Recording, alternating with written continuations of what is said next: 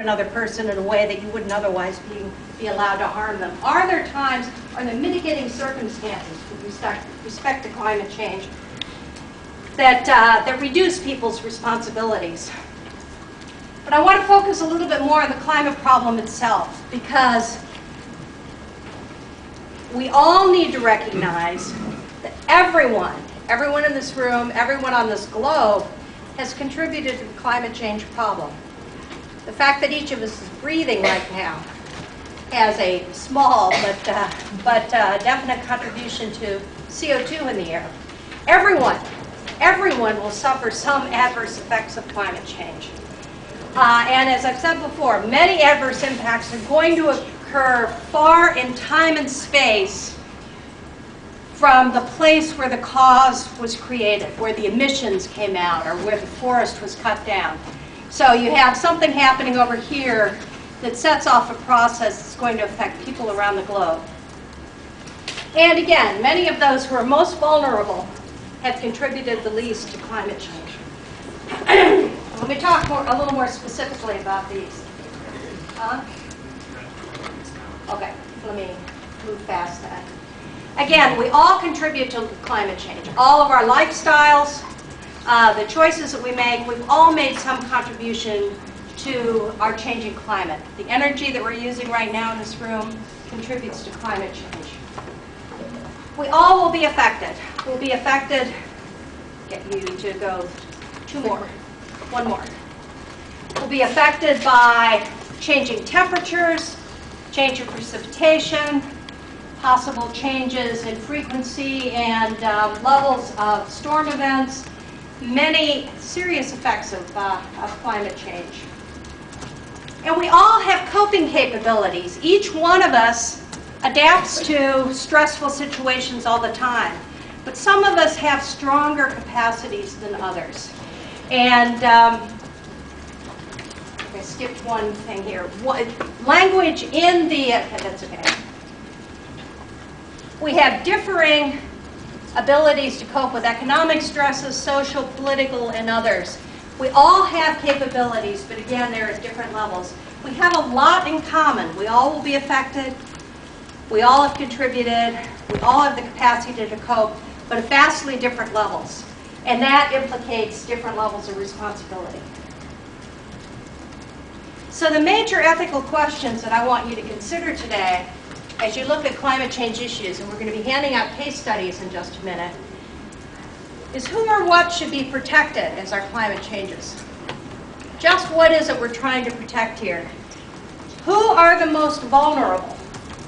What people, what species, who is going to be most affected by climate change? And what rights do those vulnerable people or species have to protection? Who has duties to protect them? Who gets to decide? It's a procedural issue. And are there any extenuating circumstances that should be used to reduce responsibility? And again, I talked a little about these earlier, and I won't go into them too much now, but the four issues I really want you to think about are international equity, which has to do with, again, with those most responsible, maybe least affected at the national level. And we need to talk about the degree to which people in one country, such as an industrialized country, should be responsible for the welfare of people in another country halfway around the world. Intergenerational equity. As I said, actions now will affect future generations. Our politicians tend to think only to the next election. They have trouble thinking beyond that. That's what they're elected to do. We need to ask ourselves, to what extent are those of us alive today responsible for the future? Habitat is going to stress species to a great extent. What responsibilities do we have to other species? Once again. And ecosystems and their services. Who's responsible for nature? What responsibility does each of us have as a steward for nature? What should we be doing to protect nature? But let me also talk about the right to development. Sustainable development is all about a right to development. And the question is, are all countries entitled to development, and to what extent. I'm not questioning whether there is a right to development. I'm asking you to engage in that conversation and to talk about just what it means to have a right to development. What are we encouraging when we come to a Commission on Sustainable Development conference? And how can sustainable development be encouraged? Go on to the next one, please. So here are the final ethical questions. Who is responsible to whom for what?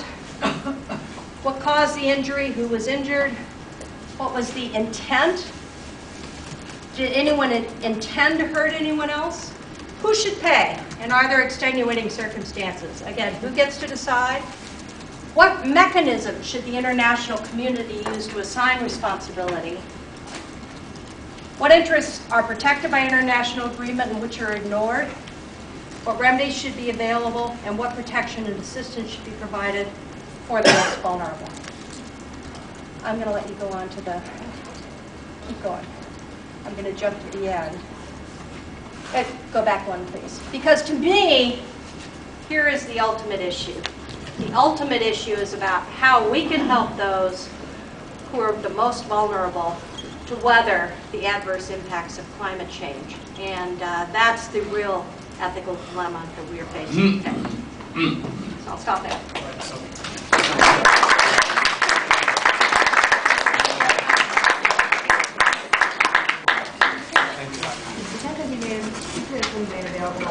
Yes, these will be on the website this afternoon, I think.